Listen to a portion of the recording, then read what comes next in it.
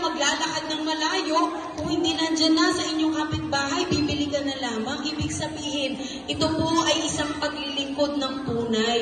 Binibigyan po tayo ng ating paraan na mapadali ang ating mga gagawin. At syempre, dapat sa kanilang paghihirap na araw-araw nagbabanat ng buto, bigyan naman natin sila ng maayos na lugar.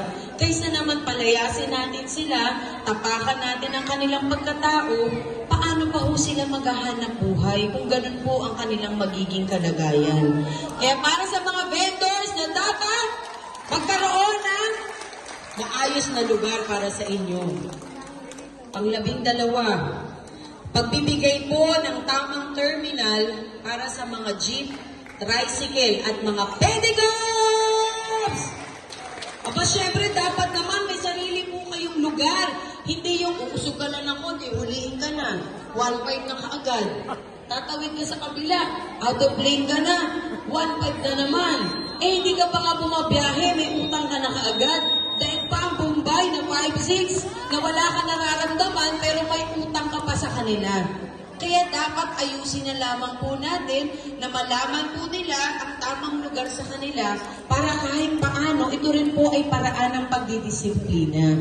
Pagdidisiplina na kailangan sundin po natin para maging maayos at wala pong problema. O di ba dahil, kung Kristo ka na na, o di ba, wala ka ng 1.5, walang clapping, walang... Yung Pack 13 po, ito naman ay benepisyo po na ibibigay natin na magkaroon ng allowances at mga discounts ang solo parent, PWD! Para sa ating mga pamilya, lalo na kung meron kayong anak na solo parent, malaking bagay po na makatanggap sila ng allowance, magkaroon sila ng mga discounts sa mga kanilang mga bibilhin. Dahil malaking tulong po ito, lalo na kung nag-iisa ka lamang na magulang, ang hirap pong itaguyod ang mga anak. Para kang may boyfriend na 10, ang sakit sa ulo. Sabay-sabay ang baon. Sabay-sabay ihahatid sundo. Ang utang sabay-sabay din na hindi mo na malaman paano babayaran.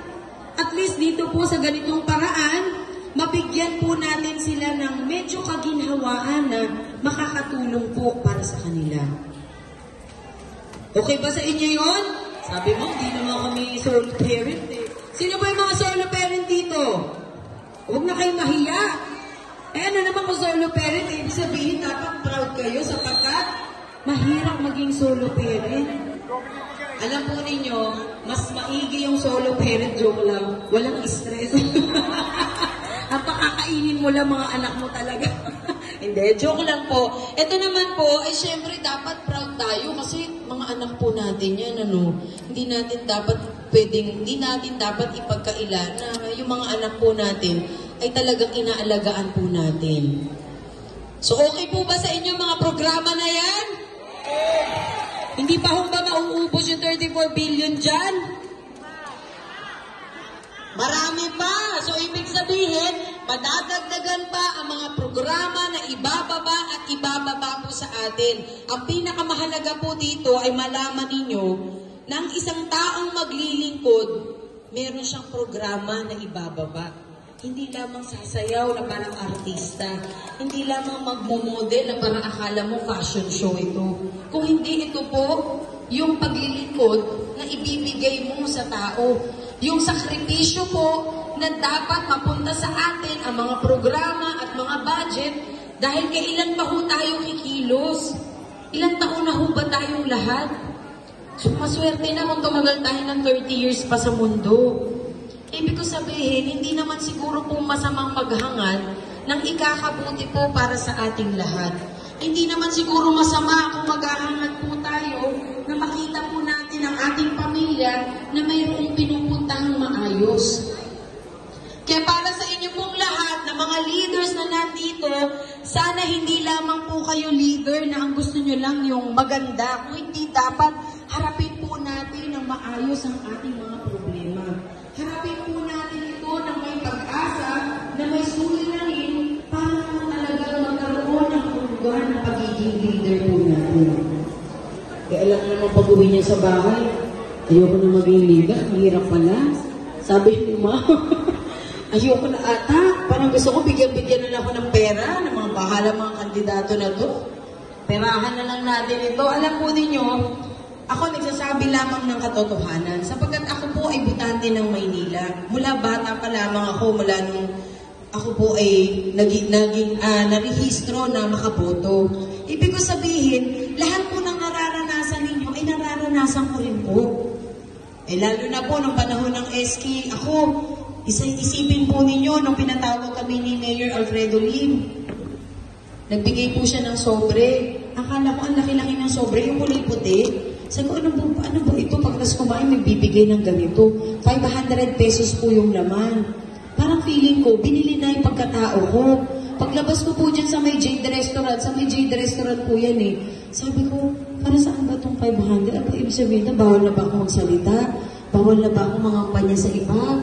Bawal na ba akong manindigan para sa tama na alam ko makakabuti sa akin? Ganun po yung naramdaman ko. Kaya ang sabi ko po sa sarili ko, nasa tao pa rin ang pagdadala po ng kanyang paninindigan. Nasa tao pa rin po kung paano niya hahawakan ang isang tao na gusto niyang suportahan. Paglabas ko po doon, inalam ko kung ano po yung mga programa niya na makakatulong po. Kasi kung hindi naman siya magbibigay ng tunay na programa, ano po ang silbi po na maging leader para sa kanya? Alam ko po ang mga nararamdaman ninyo. Alam ko po na kaliwat kanan kayo ay pinatatawag. Alam ko po na kayo ay nagka-calculate para malaman kung sino ang malaki ang ibibigay. Pero sa kabila po nito, nauubos pa rin po yan. Nauubos pa rin po, nawawala pa rin po yung pera sa inyong kamay. Ano po ang matitira? Iyong sarili. Yung iyong kaisipan na saan ba ako talaga pupunta? Saan ba patungo itong ginagawa ko? Nahihilo na ako. Patawag sa ganyan, patawag sa ganito. Parang mga kulto na. Nakakatakot patawag. Kaya ako po hanggat maaari, hindi po patawag ang tawag ko. Kung hindi pagkakaisa po na magkaroon tayo talaga ng matibay na damdamin para sa isa't isa. Alam ko po, nabibilhin ang mga boto ninyo. Alam ko na mahalaga kayo ngayon dahil mag-e-eleksyon na naman. Pero lagi niyo pong tandaan, nung panahon na wala pong eleksyon, nasaan po silang lahat? Nung panahon po ng Pasko at New Year, nakita niyo po ba sila? Ang swerte niyo kung maabutan niyo sila sa City Hall. Ay wala, nag-abroad eh. Ay wala, nagbakasyon. Naku, mahingi sana ako ng ano kasi yung nanay ko nagkasakit. Ito. Sige, bumalik ka sa Wednesday ha, kasi cut-off namin ngayon. Sa Friday ka pa mabibigyan. So, ibig sabihin, kung may sakit yung nanay mo, hintayin mo pa yung Friday. Ang tanong po, yung ibibigay ba sa inyo ay makakabili talaga ng gamot? Baka yung pinang-lipstick nyo, yung pinang-suot nyo tsinelas, kulang pa sa 200, 100, pinakamaswerte na 300. Kung doon nga po, na binibigyan pa rin natin yung ating pag-asa, yung sarili natin. What more pa, yung tao po na bumaba sa inyo kahit hindi pa panahon ng eleksyon. What more pa yung tao na humarap po sa inyo ng diretsyo, hinawakan kayo, kinausap kayo. Ang sa akin lamang po, masyado na tayong matibay sa marami po nating pinagdaanan. Siguro naman sa edad po natin, di na tayo maluloko. Siguro naman sa edad po natin ngayon na baka mag 80 years old anniversary na nga po yung samahan nyo, siguro naman pinagtibay na po tayo ng panahon sa lahat ng ating pinagdaanan. Sana man lang po sa pagkakataong ito, kayo po ay makapag-isip ng maayos dahil ito po ay kinabukasan ng inyong pamilya. Alam ko na darating po ang oras na bibilhin ang inyong mga boto. Bigyan ka ng 1,500, 2,000, kung makisig ka pa, talagang aktibo kang lumabas, 3,000 ka. Pero, saan po pupunta ito? Yung pakikipaglaban nyo po para sa inyong karapatan, saan po patutungo? Alam nyo, practical po akong tao. Naiintindihan ko at nauunawaan na kayo ay bibigyan ng pera. Tanggapin nyo po yung pera sapagkat pera din natin yan. Hindi namang galing sa sariling bangko nila yan, kundi bangko natin na ibinabahagi sa atin, yun lamang ginagamit pa tayo. Pagkuha niya ng 3,000, yung pakikipaglaban nyo hindi po matatapos sa pagkuha ninyo ng pera. Tapusin po natin ang laban sa oras na gagamitin natin ng ating mga kamay para pumili ng tamang tao na maglilingkod para sa atin. Diyan po natin ipagpatuloy ang laban na dapat matagal na po nating nakamtan. Yung kabuhayan at kaunlaran na dapat noon pa ho tayo nakikinabang. Dahil kung hindi po natin ito gagawin, sa 3,000 na ibinigay sa inyo, 34 billion a year ang mawawala sa inyong kinabukasan. Ito po ay isang katotohanan at hindi imbento lamang. Ito pong lahat na aking binibigkas ay galing po sa aking puso sapagkat sawang-sawa na rin po ako sa mga trapong politiko na dinala tayo sa bulok na sistema. Umabot na po ako sa 47 years old. Pero hindi ko po inakala na tayo ay makikipaglaban pa rin sa buhay po natin. Kaya sana po sa ating Manileño, pag-isipan po nating mabuti kung ano po ang makakaganda para sa atin. Umupo na sila eh. Nabigyan na sila ng pagkakataon. Tama na. Dapat iba namang tao ang maglingkod para sa atin. Sabi nila, ma'am, nagagalit ba kayo, ma'am? Hindi naman. Hindi naman ako nagagalit. Pero ito lang po ay isang katotohanan na akin pong sinasabi sa inyo. Kasi baka nananaginip na po tayong lahat. Ano po? Baka nababangungot na tayo. At least ako na po ang magising sa inyo. Sorry. Inaantok na ba kayo? Baka napapangungot kayo, napapanaginipan nyo na sila. Huwag kayong pumayag. Magising kayo at lumaban dahil hindi tayo pwedeng mabangungot kung hindi magiging masaya po silang lahat. So, syempre po, kayo po ay nandito dahil ang sabi nga po ng ating mga kasamahang senior citizen, ma'am, ito po ang mga leader ninyo na talagang sasamahan po kayo hanggang sa dulo.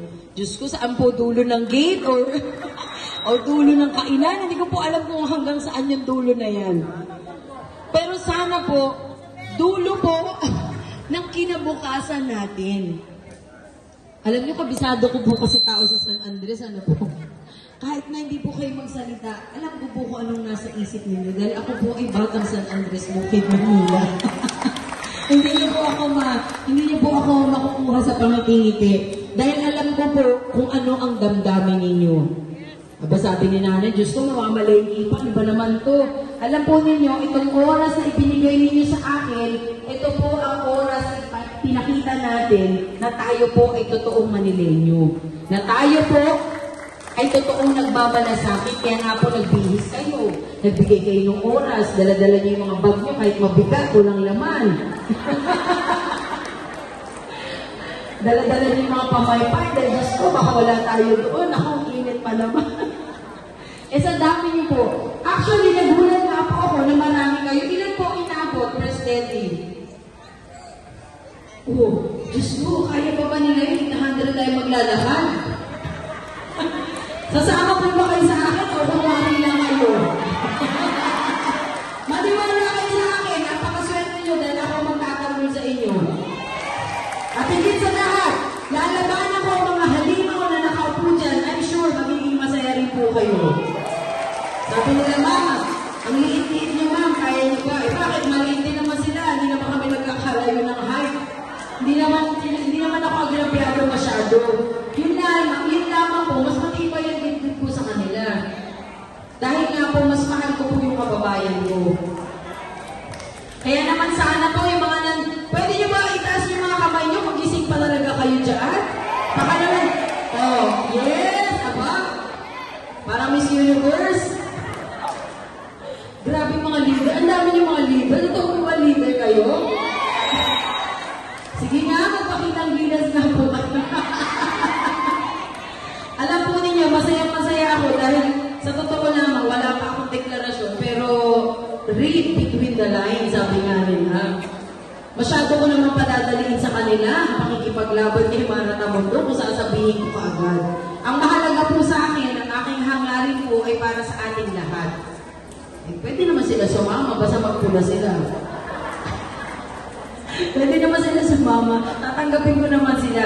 Ako po talaga sa totoo lang, siguro ako lang po yung tao na hindi ako nag-immersional. Ayoko po kasi nag-immersional eh, lalo na po kung nahihirapan na yung mga kababayan natin. Hindi po natin kailangan ng-immersional. Pero gisingin lang po natin yung katabi natin. Baka binabangungot na at iba na ang binibigay sa mga. Uy, gising, wallet mo! Walang laman! Joke lang po. Siyempre po, ito naman po yung benepisyo na matatanggap ninyo. Ready na po ba kayo dyan? Sorry, paus na po. Ready na po ba kayo dyan? Aba, syempre, kung maghihirap kayo sa akin, papayag ba ako na wala kayong mapala? Ilang taon na po ba kayo wala napapala? Hindi ba kayo nagsawa na wala kayo napapala? Kaya sumama na kayo kay Mara na Mundong! Diyos ko, maawa po kayo. Ako na muna nagsasabi, nagmamakaawa. Ako po ang taong maaabot ninyo at makakausap sa anumang oras. Nahihiya nga po ako dahil kapag gaganito ko yung mga programa ako, gusto ko ako pa nag-aayos ng upuan. Ako pa nag-aayos ng setup. Bakit po? Ganun po ako ka-hands-on kasi gusto ko masiguro po na ang programa natin ay magiging maayos. So what more pa kung ako po ay magkakaroon ng programa para sa inyo? Gusto ko po hands-on ako na matutukan na ito po talaga ay bababa sa inyo. Kahit wala na nga po akong boses, nakita niyo po yung una registration talagang binaba ko po, dire-diretso, wala pong hinto. O sabi ni nanay, may pera na ako. Tayo, may pera na na?